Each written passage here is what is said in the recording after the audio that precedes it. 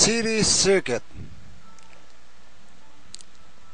In series circuit, the current flows only in one direction, or there is only one path through which electric current flows.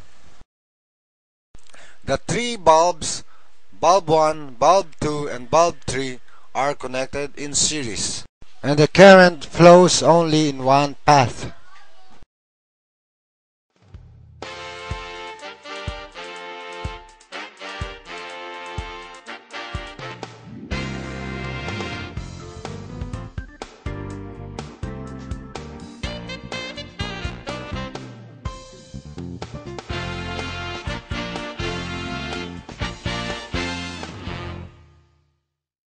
In series circuit, when the filament of bulb 1 gets busted, the current cannot pass through bulb 1, and so the current stops flowing.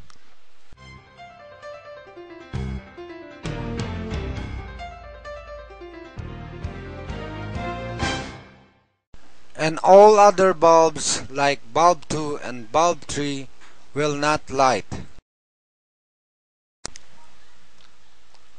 Parallel circuit. The current flows in two or more paths. Two or more components may be connected across a single voltage source.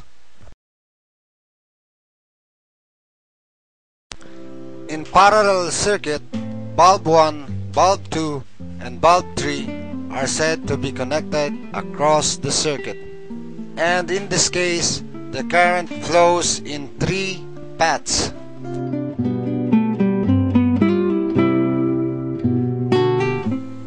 The current flows on bulb 2, then on bulb 3, and then on bulb 1.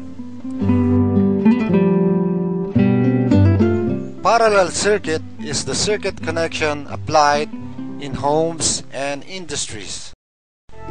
In this parallel circuit connection, bulb 3 gets busted, and so current will flow on bulb 1, bulb 2 only, and there are two remaining paths on this parallel circuit connection.